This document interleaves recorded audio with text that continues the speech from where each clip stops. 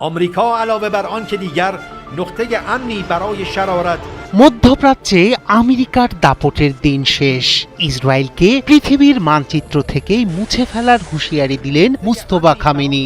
পবিত্র ঈদুল আজহার বার্তায় বিস্ফোরক এই ঘোষণা ঘিরে নতুন করে উত্তপ্ত হয়ে উঠেছে পুরো অঞ্চল। ইরানের কড়া বার্তার সঙ্গে এবার যুক্ত হয়েছে সৌদি আরব ও পাকিস্তানের অনড় অবস্থান। ফিলিস্তিন রাষ্ট্র ছাড়া ইসরায়েলকে স্বীকৃতি নয়, সাফ জানিয়ে দিয়েছে রিয়াদ। আর ট্রাম্পের আব্রাহাম অ্যাকর্ডস পরিকল্পনাকে সরাসরি প্রত্যাখ্যান করেছে ইসলামাবাদ। যুদ্ধ, প্রতিরোধ আর প্রতিশোধের আগুনে জ্বলছে মধ্যপ্রাচ্য। বিশ্লেষকরা বলছেন, পরিস্থিতি যেদিকে যাচ্ছে তাতে যে কোনো মুহূর্তে বড় সংঘাতে বিস্ফোরিত হতে পারে পুরো অঞ্চল। মধ্যপ্রাচ্যে ইরান ইসরায়েল উত্তেজনা যখন নতুন মাত্রা পেয়েছে, ঠিক তখনই ঈদুল আজহার বার্তায় বিস্ফোরক মন্তব্য করেছেন ইরানের সর্বোচ্চ নেতা মুস্তফা খামেনি। ইসরায়েলকে মধ্যপ্রাচ্যের জন্য বিপজ্জনক ও মারাত্মক ক্যান্সার আখ্যা দিয়ে অঞ্চল থেকে একে উপড়ে ফেলার অঙ্গীকার করেছেন তিনি। একই সঙ্গে যুক্তরাষ্ট্র ও ইসরায়েলের বিরুদ্ধে মুসলিম বিশ্বের ঐক্যবদ্ধ প্রতিরোধ গড়ে তোলার আহ্বানও জানিয়েছেন।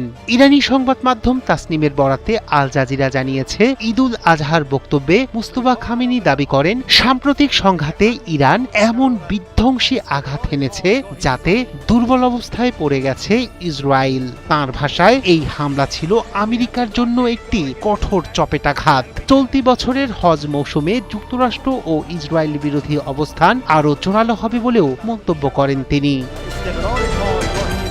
এই প্রেক্ষাপটে বড় বার্তা দিয়েছে সৌদি আরবও।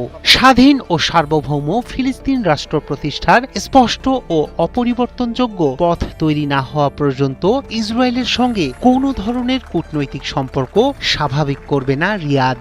মার্কিন সংবাদ মাধ্যম সিএনএন জানিয়েছে, মার্কিন প্রেসিডেন্ট ডোনাল্ড ট্রাম্পের আহ্বান সত্ত্বেও নিজেদের অবস্থানে অনড় রয়েছে সৌদি আরব। সম্প্রতি ট্রাম্প দাবি করেছিলেন, ইরানের সঙ্গে একটি সমঝোতা চুক্তির পর মধ্যপ্রাচ্যের মুসলিম দেশগুলো আব্রাহাম অ্যাকর্ডসে যোগ দেবে। এমনকি তিনি সামাজিক যোগাযোগ মাধ্যমে লিখেছিলেন, তা না হলে ইতিহাসের সবচেয়ে বড় ও শক্তিশালী সামরিক পদক্ষেপ নেওয়া হতে পারে। তবে সৌদি যুবরাজ মোহাম্মদ বিন সালমান স্পষ্ট জানিয়ে দিয়েছেন, দ্বিরাষ্ট্রভিত্তিক সমাধান এবং ফিলিস্তিন রাষ্ট্র প্রতিষ্ঠার সুনির্দিষ্ট রূপরেখা ছাড়া কোনোভাবেই ইসরায়েলের সঙ্গে সম্পর্ক স্বাভাবিক করবে না রিয়াদ। একই অবস্থান নিয়েছে পাকিস্তানও। দেশটির প্রতিরক্ষা মন্ত্রী খাজা আসিফ জানিয়েছেন, ট্রাম্পের প্রস্তাব পাকিস্তানের মৌলিক আদর্শের সঙ্গে সাংঘর্ষিক। পাকিস্তানের প্রতিষ্ঠাতা মোহাম্মদ আলী জিন্নার নীতির বিরুদ্ধে গিয়ে ইসলামাবাদ কখনোই এমন চুক্তিতে অংশ নেবে না বলেও জানান তিনি। বিশ্লেষকরা বলছেন, ইরানের যুদ্ধংদেহী বক্তব্য, সৌদি আরবের অনড় অবস্থান এবং পাকিস্তানের প্রকাশ্য প্রত্যাখ্যান মধ্যপ্রাচ্য ও মুসলিম বিশ্বের কূটনৈতিক সমীকরণকে আরও জটিল করে তুলেছে। একই সঙ্গে এটি ইঙ্গিত দিচ্ছে, এখনো মুসলিম বিশ্বের রাজনীতির কেন্দ্রবিন্দুতেই রয়েছে ফিলিস্তিন ইস্যু। রায়হান কবির শুভ্র, ৭১।